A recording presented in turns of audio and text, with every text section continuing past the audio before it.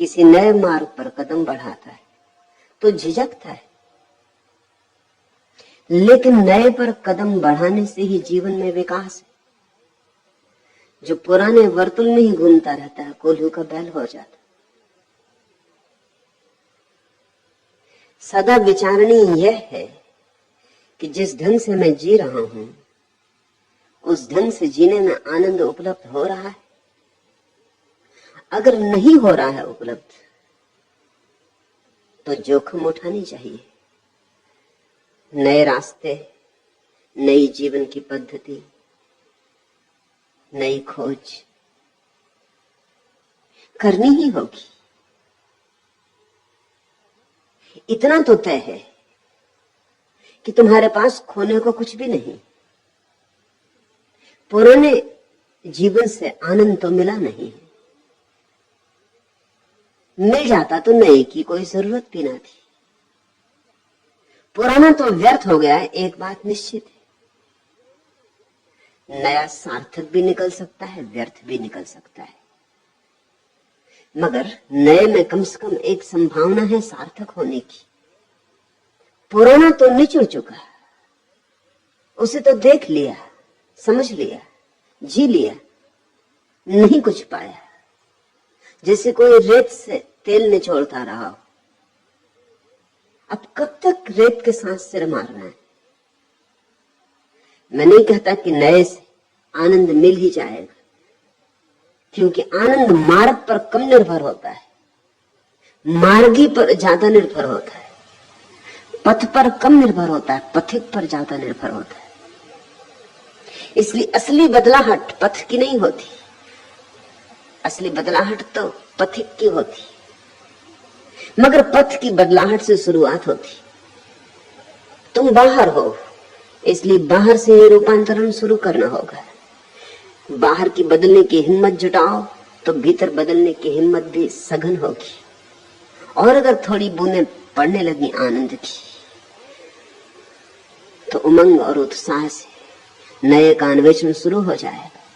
मगर एक बात तो तय है कि तुम्हारे पास खोने को कुछ भी नहीं, इसलिए व्यर्थ चिंता मत लो। मिला क्या है पुराने को पकड़े रखने से? तो खो भी कुछ न जाएगा। और जब खोने को कुछ नहीं है तो डर क्या है? या तो कुछ मिलेगा, ज्यादा से ज्यादा यही होगा कि नए से भी नहीं मिलेगा, तो फिर और नए को खोजेंगे।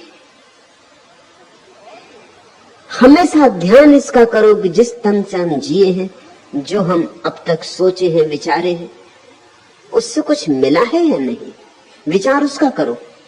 भविष्य का विचार मत करो कि क्या मिलेगा क्या नहीं मिलेगा, क्योंकि भविष्य तो अज्ञात है, संन्यास तो अपरिचित है। प्रयोग में उतरने से ही पता चलेगा, स्वाद लोगे तो ही पता चलेगा। स्वाद के पहले कैसे तय करोगे कि स्वादिष्ट है वस्तु या नहीं? किसी पे भरोसा करना होगा, किसी ने जिसने स्वाद लिया हो। यहां तुम आती हो चंद्ररेखा, मैंने स्वाद लिया है, मैं तुम्हें कहता हूं आओ बढ़ो। और यहां बहुत हैं जो मस्त हो रहे हैं, डूब रहे हैं। उनकी मस्ती और डुबकी देखकर ही तो तुम्हारे मन में भी सन्यास का भाव उठता है, नहीं तो सन्यास का भाव क्यों उठे? तुम्हारा हृदय आंदोलित हो रहा है, सिर्फ तुम्हारा मस्तिष्क बाधा डाल रहा है। मस्तिष्क सदा ही रूढ़िवादी होता है, हृदय सदा नए के साथ जाने को आतुर होता है, और मस्तिष्क सदा पुराने के साथ बंधा रहने के लिए तैयार। मस्तिष्क के पास अतीत के अतिरिक्त कुछ भी नहीं है। मस्तिष्क के पास जो भी है स्मृति की संपदा है, वह सब अतीत है। मस्तिष्क का भविष्य होता ही नहीं। कोई भी चीज मस्तिष्क का हिस्सा बनती है जब अतीत हो जाती। जब तुम्हारा अनुभव हो जाता है तब मस्तिष्क का हिस्सा बनता है। मस्तिष्क जीता है अतीत में, मुर्दा में, इसलिए मस्तिष्क डरता है भविष्य में जाने में। हृदय सदा तैयार है छलांग लेने को। तुम्हारा हृदय तो उत्साह से भरा है, तुम्हारा हृदय तो उठा लेना चाहता है कदम। मस्तिष्क चालाकियां बरत रहा है, मस्तिष्क कहता है ठहरो, सोचो, पहले निर्णय करो, कहीं ऐसा ना हो कि जाओ भी नए पथ पर और कुछ ना मिले, कहीं ऐसा ना हो कि बीच से लौटाना पड़े, कहीं ऐसा ना हो कि जीवन की पद्धति बदलो, इतना श्रम उठाओ और श्रम के अनुकूल पुरस्कार ना हो। तो थोड़ा सोचो, गणित बिठाओ, हिसाब लगाओ, लेकिन मस्तिष्क की सुनी अगर तो कभी कदम उठ ना सकेगा। थोड़ा सोचो, छोटा बच्चा मां के पेट में है, अभी जन्म होने के करीब है। अगर मस्तिष्क हो, अगर बुद्धि पैदा हो गई हो, तो बुद्धि कहेगी कहां जाते हो, जीवन की ये प्रक्रिया, ये ढंग, ये गर्म में रहना कितना सुखद है, कोई झंझट नहीं, कोई चिंता नहीं, कोई दायित्व नहीं, 24 घंटे सोए रहो, कहां जाते हो, पता नहीं बाहर क्या होगा, कौन सी मुसीबतें आए, कौन सी चुनौतियां आए। अगर बच्चे के पास थोड़ा गणित हो, तर्क हो, तो कोई बच्चा मां के गर्भ से पैदा ही ना हो। लेकिन गणित नहीं होता, गणित बाद में आता है, सौभाग्य की बात, तर्क बाद में आता है। बच्चे के पास तो सिर्फ हृदय होता है, नए के लिए आतुर, उत्सुक। अगर हम बुद्धि की बात मान के चलें तो पृथ्वी जरा जीर्ण से भर जाती है। इस देश में ऐसा ही हुआ है, लोगों ने अतिशय बौद्धिकता के साथ अपने गठबंधन बना लिए, इसलिए ये देश जरा जीर्ण हो गया है। इस देश में यौवन नहीं रहा, ये खंडहरों में जी रहा है, ये अब भी अतीत के ही गुणगान करता है। इसके पास कोई उमंग नहीं है नए के लिए, ये गिर गए पीले पत्तों की प्रशंसा करता है, नई जो कोपलें खिलती हैं उनकी तरफ पीठ फेर लेता है। ये पूजता है पत्थरों को, जड़ को, अतीत की लकीरों को। ये लकीर का फकीर हो गया है और ऐसा ही सारे लोगों का चित्त हो गया है। हिम्मत जुटानी पड़ेगी। और मैं तुमसे इतना कहता हूं कि नए के साथ हारने में भी जीत है, पुराने के साथ जीतने में भी जीत नहीं। पुराने के साथ सुख भी मिले तो ज्यादा से ज्यादा उसका अर्थ सुविधा होती,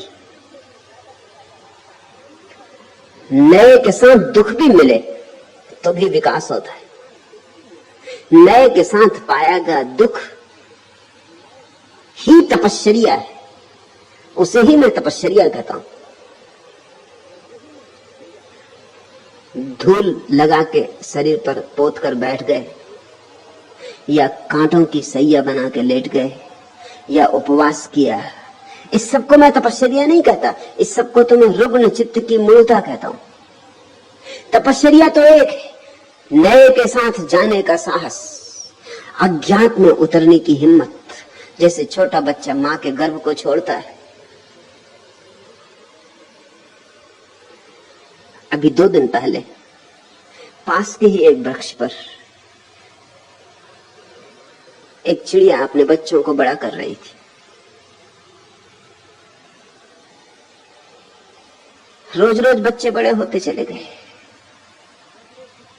2 दिन पहले पहली बार घोंसले से बाहर निकले। जब वे पहली बार घोंसले से बाहर निकले, मैं उनके पास खड़ा था।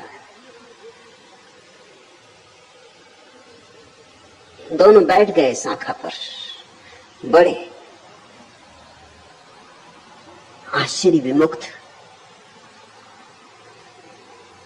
पर तौलते हुए, सोचते विचारते आगे कदम बढ़ाना कि नहीं। अभी तक घोंसले से बाहर नहीं आए थे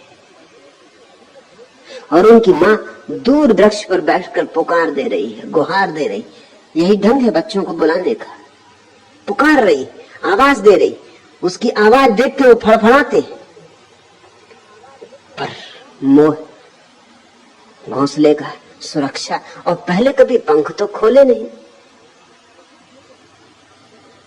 तो पंख खोलना या नहीं, उड़ पाएंगे हम या नहीं, उनकी दुविधा देखकर नए नए संन्यास लेते व्यक्तियों की दुविधा का मुझे स्मरण आया। ऐसे ही पर दौड़ते, सोचते, घबराते, पीछे लौट के देखते, लेकिन कब तक माँ थी कि पुकारे गई, कि आवाज दिए गई कि टेर पर टेर। कोई आधा घंटा लगा, धीरे धीरे पंख फड़फड़ाए, थोड़े दूर हटे घोंसले से, उसी वृक्ष पर दूसरी शाखाओं पर बैठे, थोड़ा भरोसा बढ़ा, थोड़े पंख मारे हवा में, फिर लौट आए, थोड़ा और भरोसा बढ़ा, फिर उड़ गए। तब से पता नहीं, 2 दिन से मैं देख रहा हूं रोज, फिर नहीं लौटे। अब क्या लौटना है? पड़ा रह गया है घोंसला, पड़े रह गए उसमें 2 अंडे टूटे फूटे। पक्षी भी हिम्मत जुड़ा लेते हैं आकाश में उड़ने की, जो कभी नहीं उड़े, और मनुष्य होकर भी हम हिम्मत नहीं जुटा पाते।